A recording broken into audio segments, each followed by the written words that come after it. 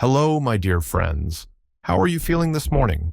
Have you ever woken up thinking, oh, I wish I could greet this day with the same ease and energy as, well, let's say 20 or 30 years ago?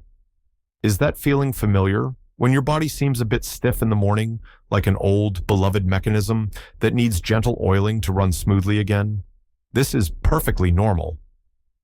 As the years go by, our internal clocks slow down a bit. Our metabolism isn't quite as brisk, and our joints and muscles require more attention and care. Sometimes it feels like life itself is nudging us to slow down. Perhaps you've noticed that your usual cup of sweet tea with biscuits doesn't invigorate you anymore, but rather lulls you, leaving behind a feeling of heaviness? Or that skipping breakfast, which used to be fine, now results in a slump in energy by lunchtime? These little things, like pebbles in your shoe, subtly hinder us from walking through life easily and with pleasure. But what if I told you that there are simple, almost unnoticeable morning rituals that can become your loyal allies in the fight for vitality, health, and, yes, indeed, longevity?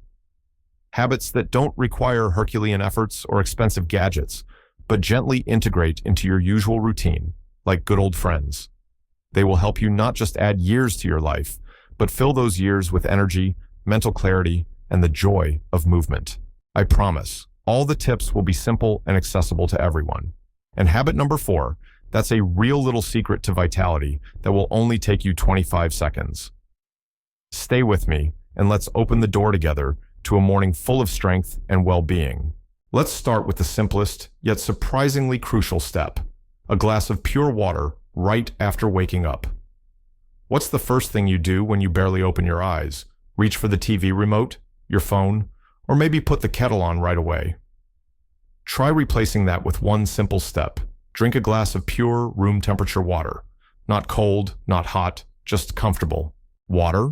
Just water, you might say. What's so special about that? Oh, believe me, it's like an internal morning shower for your body. I remember Arthur's story. He was 72 when we chatted. All his life, he started the morning with strong, sweet tea. Water is for flowers, he used to joke. I need fuel. But at the same time, he complained about constant morning sluggishness, brain fog, and some unpleasant sensations in his stomach. He admitted he felt like an old car that had been sitting in the garage for a long time and now starts with difficulty, sputtering and coughing. Convincing him to try drinking water on an empty stomach wasn't easy. He grimaced, saying it was tasteless and boring. For the first couple of days, he did it more out of politeness to me than belief in the result. But what happened next? After about a week, Arthur was surprised to notice that waking up became easier. That unpleasant morning fogginess in his head disappeared. He compared the feeling to wiping a steamed-up window, and the world becomes brighter and clearer. Why does this happen? Overnight, our body, while still working, loses moisture through breathing and skin. We wake up slightly dehydrated, even if we don't feel thirsty.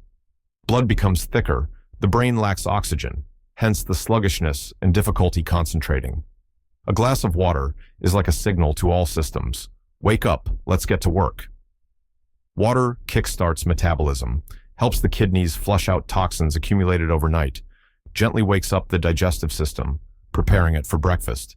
It's like a gentle stream, washing the sleepy dust off your internal organs. Arthur, who previously couldn't utter a word without his tea, now starts his day with a glass of water. He says he feels more energetic, lighter, and even his chronic digestive problems bother him significantly less. He no longer resembles an old car, more like a well-oiled mechanism, ready for a new day. So, my advice to you, put a glass or bottle of water next to your bed in the evening. Let it be the first thing your lips touch in the morning. It's a small step with huge benefits for your well-being throughout the day. Give it a try. And now that your body has received life-giving moisture and started waking up from the inside, it's time to think about how to gently awaken our body, our muscles, and joints, which might have become a bit stiff overnight. Does that feeling sound familiar when you get up and need a few minutes to limber up, as if your joints got a little rusty during the night? Instead of immediately rushing into the day's chores, gift yourself just 5 to 10 minutes of gentle exercise or stretching. No need for records or complex exercises. Light stretching, smooth twists, joint rotations, whatever feels pleasant to your body. I want to tell you about Eleonora. She was in her late 60s, and every morning began with groans and complaints about back and knee pain. "What exercises, dear?" she'd tell me. "I just wish I could get out of bed without groaning." The thought of any exercises provoked internal resistance and fear that it would only get worse. She was used to sitting for a long time in the morning, slowly rocking, waiting for her body to release. She described her condition as if her body was an old wooden chest that opened with difficulty and creaking. I suggested she try the simplest movements, literally without getting out of bed. Point and flex your feet, bend and straighten your legs at the knees, gently turn your head side to side, rotate your wrists and ankles. Just a few minutes. Eleonora was skeptical, but decided to give it a chance. It couldn't get any worse, she thought. The first few days she did it reluctantly, without much enthusiasm. Her habit of morning stiffness was very strong. But gradually, week by week, she began to notice amazing things. The creaking of the old chest grew quieter. Getting out of bed became easier. The morning stiffness didn't disappear completely, but it started to pass much faster. Eleonora herself added a few simple exercises while sitting on a chair, tilts, gentle torso twists. She shared that she felt warmth spreading through her body, as if she were oiling her joints from the inside. And most importantly, her mood improved. This feeling of control over her body, even in small ways, gave her a boost of energy. Why does this work? At night, when we are still, blood circulation slows down, and synovial fluid, our natural lubricant, thickens. Gentle movements help boost blood flow, deliver oxygen to the muscles, and make the synovial fluid more fluid. It's like carefully winding an old clock. The mechanism starts working smoothly and accurately. Furthermore, light physical activity stimulates the production of endorphins, our hormones of joy. You're not just warming up your body, you're lifting your spirits. Eleonora now can't imagine her morning without this 5-minute routine. She calls it her awakening ritual, which helps her feel not like an old chest, but like a flexible willow, ready to meet the wind of a new day. So don't be afraid of movement. Start small with what is comfortable for you. Even a few minutes of gentle care for your body in the morning can work wonders. Listen to yourself and give your joints the joy of movement. And once your body has limbered up a bit and is ready for the new day, let's let another important element of awakening into our lives: morning light.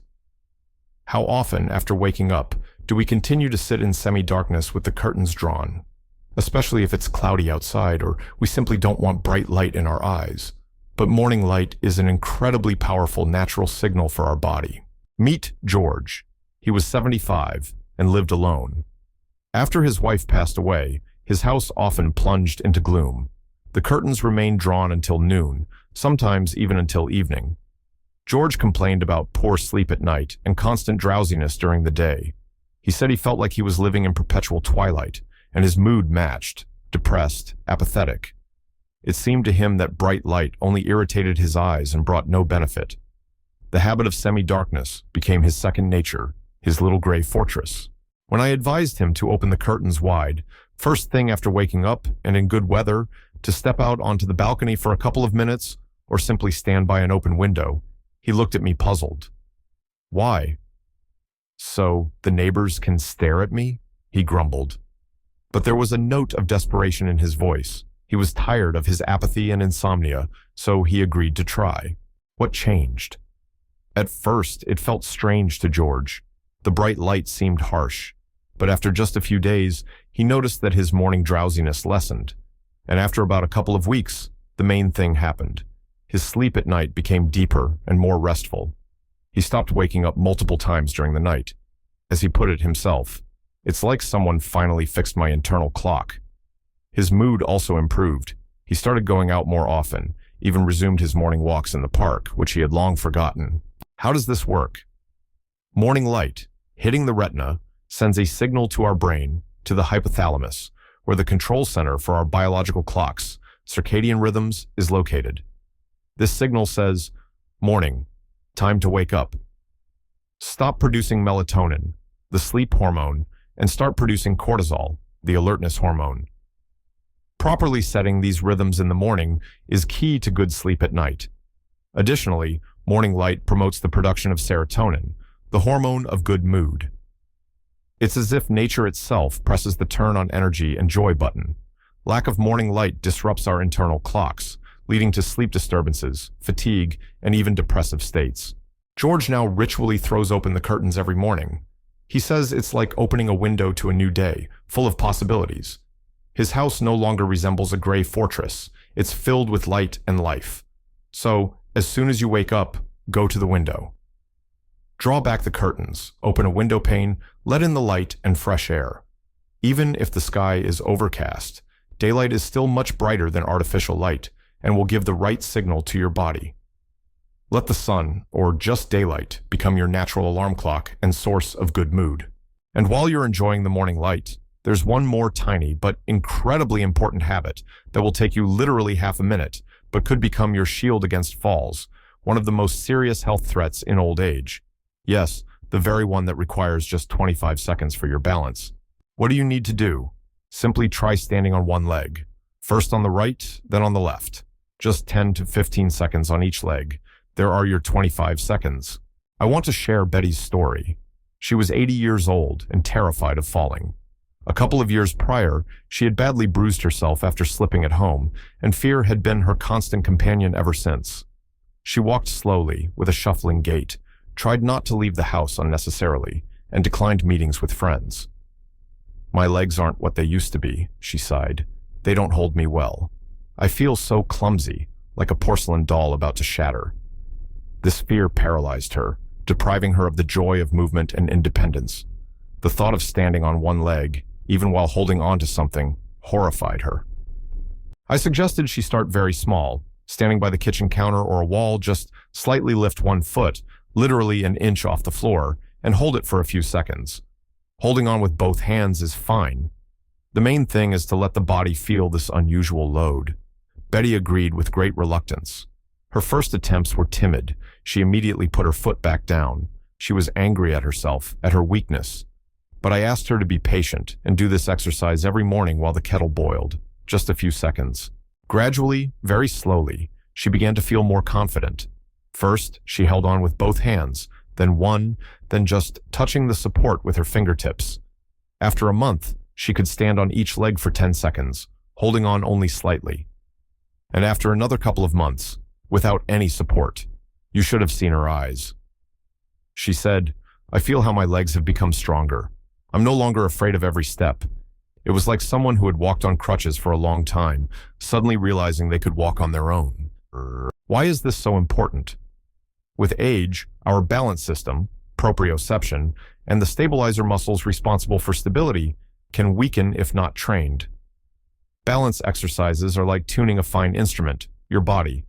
They engage the small muscles in the feet, lower legs, thighs, and core, improve communication between the brain and muscles, and teach the body to react quickly to loss of balance. Even such a short workout sends a powerful signal to your nervous system. Be alert. Keep your balance. Betty returned to her walks and meetings with friends. She is still cautious, but the fear is gone.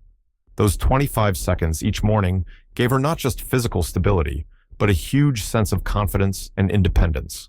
She no longer felt like a fragile porcelain doll. Find your 25 seconds in the morning, standing at the sink while brushing your teeth or by the stove waiting for coffee. Hold on to something sturdy if needed. The key is consistency. This tiny effort is a huge investment in your safety and freedom of movement. Try it. It's really simple. Once your body has awakened, received a boost of light, and even trained its balance, it's time to pay attention to our inner state. Morning is the perfect moment to tune your mind to a positive frequency.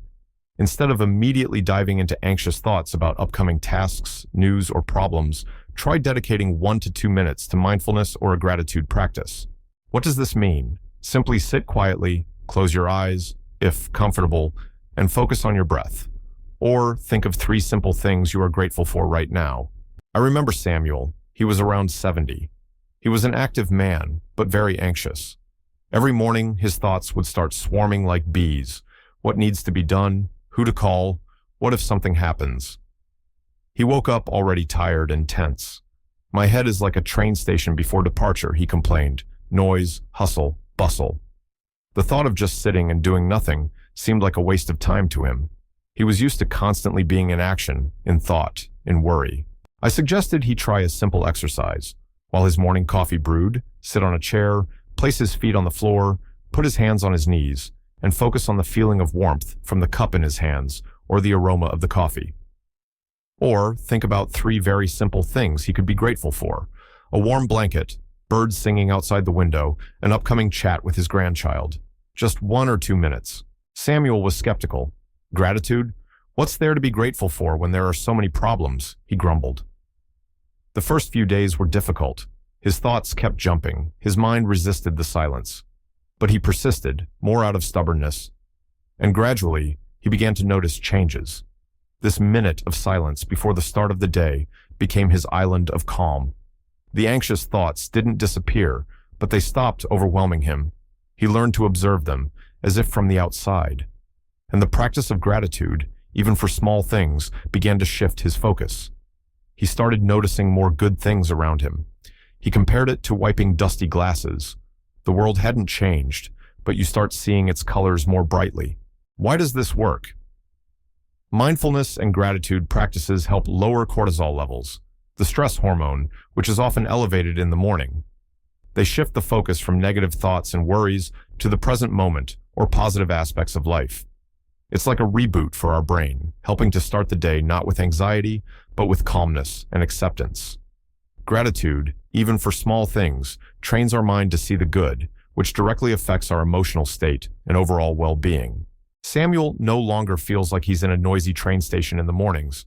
He says this minute is his anchor of calm, helping him not to drown in the sea of daily worries. He became calmer, kinder, and even his chronic high blood pressure normalized slightly.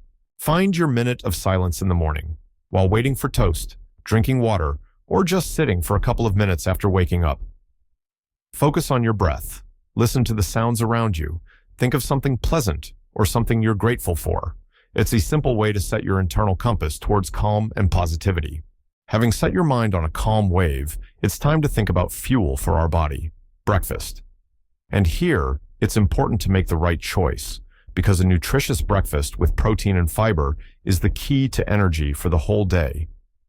We often make the mistake of choosing fast carbohydrates, a pastry, sugary cereal, white bread with jam. This gives a quick burst of energy, but it ends just as quickly, leaving us tired and hungry again within an hour or two. Try replacing such a breakfast with something more substantial. Let's remember Margaret. She was 78 years old.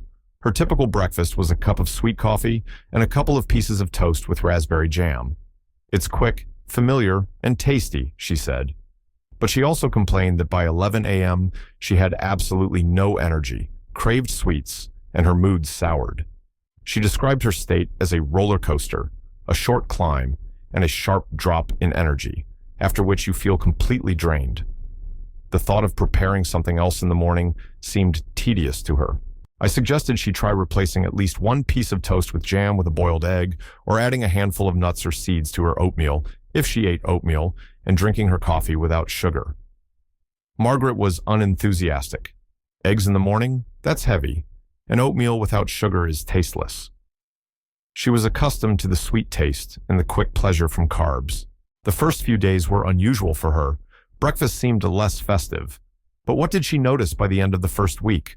Those sharp pangs of hunger and fatigue in the mid-morning disappeared. Her energy lasted almost until lunch. She stopped constantly thinking about snacking on something sweet. She compared it to the difference between a fire made of dry leaves, fast carbs, which flares up brightly and quickly dies down, and a fire made of good logs, protein and fiber, which burns evenly and long, providing stable warmth. Why does this happen?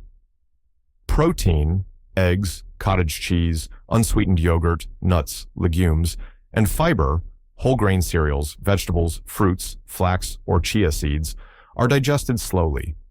They provide a gradual release of energy, maintain stable blood sugar levels, give a long-lasting feeling of fullness, and help maintain muscle mass, which is especially important with age. Fast carbs, on the other hand, cause a sharp spike in sugar, followed by an equally sharp drop, leading to energy slumps and cravings for more sweets. Margaret didn't completely give up her beloved toast, but now she eats 1 piece and adds an omelet or cottage cheese with berries. She says she feels much more energetic and stable throughout the day. Her roller coaster turned into a smooth, calm river of energy. Think about your breakfast. Does it have enough protein and fiber? Try adding an egg, a slice of cheese, a spoonful of cottage cheese, a handful of nuts or seeds to your morning meal. Replace white bread with whole grain. Even small changes can yield noticeable results in the form of stable energy and well-being throughout the day. Your body will thank you. Having received a charge of energy from the right breakfast, let's not forget what nourishes our soul. Social connections. Loneliness is a health risk factor comparable to smoking or obesity. Morning is a great time to strengthen these invisible threads that connect us with other people. No need for long conversations. Just thinking warmly of someone or writing a few words, a moment of connection, is enough. I want to share David's story. He was 81 years old and had lost his wife a few years prior. His children lived far away, and he often felt very lonely, especially in the mornings when the house seemed empty and quiet. Morning was the hardest time of day for him. He woke up with a feeling of melancholy and uselessness. "Who needs me?" he said bitterly. "Groundhog Day, and nobody cares about me." He withdrew into himself, rarely called anyone first, afraid of imposing. I suggested a simple thing. Every morning, choose one person, a friend, relative, neighbor, and send them a short message. "Good morning," "Have a great day," or just an emoji. Or, if using a phone was difficult, simply spend a few minutes thinking warmly about that person, remembering something good associated with them. David initially dismissed it.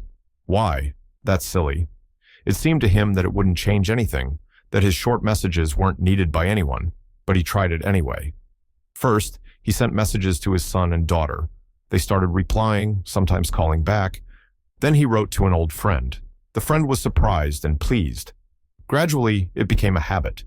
David started receiving replies, short calls. He began to feel needed, noticed. This morning exchange, or just warm thoughts about someone, became a small ritual for him that dispelled the morning blues. He said, "It's like dropping a pebble in water and seeing the ripples spread. I don't feel so isolated anymore." Why is this important? Feeling connected to others is a basic human need. Even brief positive interaction or thinking about someone activates pleasure centers in the brain, reduces stress, and provides a sense of belonging and support. It's like an invisible thread weaving you into the living fabric of the world, reminding you that you are not alone. Especially in the morning, this helps set a positive social tone for the whole day. David still misses his wife, but the morning melancholy has significantly lessened. He feels part of his loved ones' lives, even from a distance. This small morning ritual helped him feel connected to the world again. Find your moment of connection in the morning. Write a few warm words to a loved one. Think of someone with love and gratitude. Call a friend just to ask how they are. It won't take much time, but it will warm both you and the person you thought of. Let your morning begin with the warmth of human relationships. Having strengthened connections with others, let's think about the connection with ourselves, about the meaning of our day. Another important component of happy longevity is a sense of purpose. With retirement, or when children grow up, a feeling of emptiness can sometimes arise. A simple way to combat this is to plan at least one meaningful, specifically for you, task for the day each morning. Meet Helen. She was 73, an active woman, but after retiring, she felt she had lost her bearings. Days blurred into a routine: cleaning, TV, shopping. She complained of boredom and apathy. "I used to know why I got up in the morning," she said, "but now, just another day." It seemed to her that everything important was already behind her, and she was just living out her days. The thought of any planning seemed pointless to her. What was there to plan? I suggested that every morning, over a cup of tea, she jot down in a notebook, or simply decide for herself what one thing today will bring her joy or a sense of satisfaction. It doesn't have to be something grand: calling her granddaughter for a chat, planting a new flower, reading a chapter of an interesting book, sorting through old photographs, cooking a favorite dish. The main thing is that the task is personally meaningful to her. Helen treated it like a child's game, but decided to try. It couldn't hurt. At first, she found it difficult to think of something meaningful. She wrote down mundane things like wash the dishes. But gradually, she started getting into the swing of it. She remembered she had long wanted to learn a new knitting pattern. She wrote, "Find the pattern." Another day, call a friend I haven't seen in ages. A third, Go to the library for a new book. She began to notice that she woke up with a slight sense of anticipation. The day had a small goal, a beacon. Upon completing the task, she would check it off, sometimes mentally, and feel a pleasant satisfaction. She said, "It's like I've become the captain of my day again, not just a passenger." Why does this work? Having a purpose, even a small one, gives us a sense of control over our lives, boosts self-esteem and motivation. It's an antidote to apathy and feelings of meaninglessness.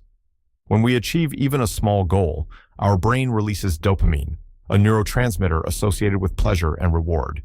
This creates a positive feedback loop: goal achievement, pleasant feelings, desire to set new goals. It's like a small compass helping your ship navigate the sea of life with a meaningful course. Helen regained her zest for life. Her days stopped being gray and monotonous. She became more active, more energetic, and developed new interests.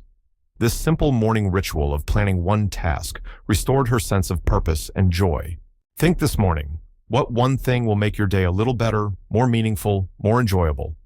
Write it down or just keep it in mind. Let it be your little secret, your personal goal for the day. You'll be surprised how it changes your perception of time and yourself. And finally, when we have a goal for the day, let's not forget about our main tool for achieving it, our brain. The last, but no less important habit on our list for longevity is 5 minutes for the mind. Read or learn something new. Just as we warm up our body, it's important to keep our brain toned too. With age, cognitive functions can decline, but this process can be slowed down by regularly giving the brain food for thought. Morning is an excellent time for this. Let's remember Richard. He was 77 and started noticing it was harder to concentrate, remember new information, and find words. His main activity had become watching television. "My head isn't the same, doesn't work well," he said sadly. He felt his mental abilities were fading, and it upset him greatly. The thought of learning something new seemed overwhelming and even a bit silly at his age. I suggested he dedicate just 5 to 10 minutes each morning to some mental activity. No need to solve complex problems. Read a couple of pages of an interesting book or magazine, solve a simple crossword or Sudoku. Read a news article, not just the headlines. Learn the meaning of a new word. Watch a short educational video online. The main thing is to make the brain work a little, learn something new. Richard initially grumbled that newspapers only gave him headaches, and he hadn't read books in a long time. But he loved history, so I advised him to find a book with short historical essays or simply read articles online on historical topics. He started reluctantly, 5 minutes a day. At first, it was hard to concentrate, but gradually he got drawn in. He started learning new facts, recalling things he had learned long ago. He began discussing what he read with a neighbor who was also interested in history. Richard noticed it became easier for him to find words in conversation, and his memory for recent events improved. He said, "It's like I dusted off my brain. It started moving again." Why is this important? The brain, like muscles, needs exercise. Learning, reading, and problem-solving stimulate the formation of new neural connections, maintain brain plasticity, and improve memory, attention, and processing speed. This helps maintain mental clarity and reduce the risk of age-related cognitive decline. It's like exercise for your most important muscle. Even short mental exertion in the morning wakes up the brain and sets it up for active work throughout the day. Richard now enjoys reading his historical articles every morning. He feels more confident, his mind is sharper, and he always has a topic for an interesting conversation. He no longer thinks his head doesn't work well. Find your 5 to 10 minutes for the mind in the morning. What interests you? Read, solve puzzles, learn. Don't be afraid to try new things. Let your brain get its portion of morning exercise too. It's an investment in your mental clarity, good memory, and active longevity. So there you have it, my dear friends, 9 simple morning habits. As you can see, nothing extraordinary, right? A glass of water, gentle movement, a ray of light, 25 seconds for balance, a minute of calm, the right breakfast, a warm word to a loved one, a small goal for the day, and food for the mind. Each one is like a small stream that, merging with others, forms the full-flowing river of your health, vitality, and longevity. I know you have vast life experience, wisdom, and your own story behind you. You've been through a lot, and you deserve for every day, every year of yours, to be filled not with fighting ailments, but with joy, energy, and well-being. Don't think it's too late to start something new. It's never too late to take a step towards yourself, your health, and your well-being. Start small, with one habit that resonated most with you. Be patient and kind to yourself. You possess incredible inner strength and the ability to adapt. You've proven this time and time again throughout your life. Believe in yourself, in your ability to improve your well-being. You can live a long, vibrant, and active life. Start your morning right, and may every one of your days be a good one.